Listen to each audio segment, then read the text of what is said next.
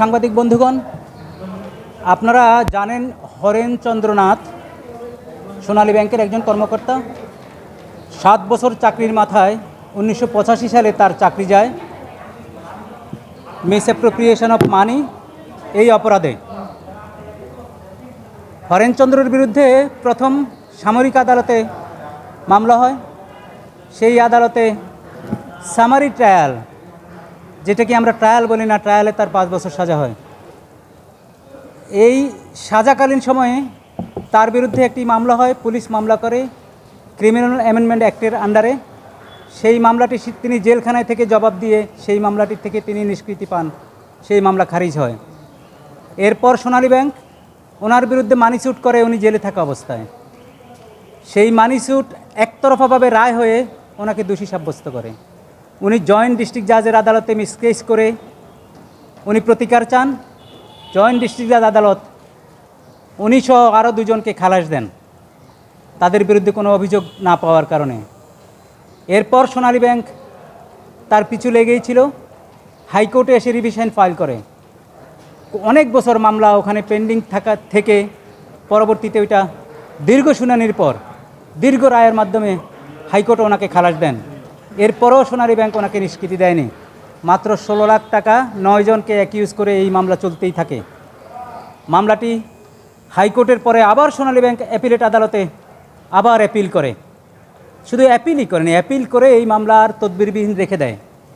In the mean time 2012 সালে horn Chandranath তার যাবতীয় পাওনা চেয়ে রিট করেন। সোনালী ব্যাংক অ্যাপিলেট ডিভিশনের মামলা দেখিয়ে ওই রিটটি স্থগিত করে রাখে।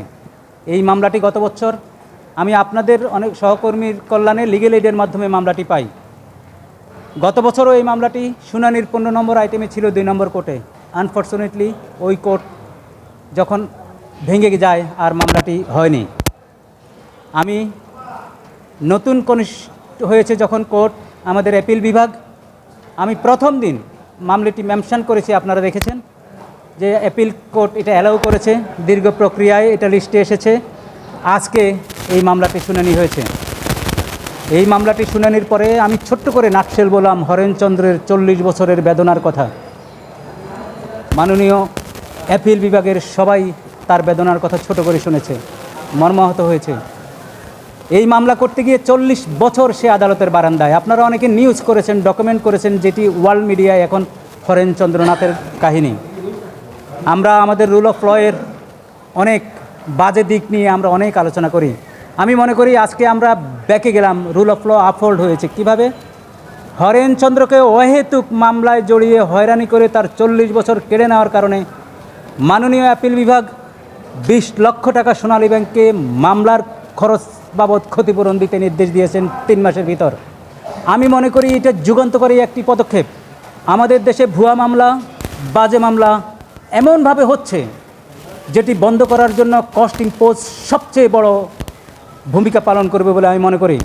এবং সোনালী ব্যাংকের উপর যে 20 লক্ষ টাকা কস্ট আজকে দেওয়া হয়েছে 3 মাসের মধ্যে হরেনচন্দ্র পাবে, এতে করে অন্যান্য প্রতিষ্ঠানগুলো ভুয়া মামলা করার ক্ষেত্রে বিরত থাকবে বলে আমি আশা করি।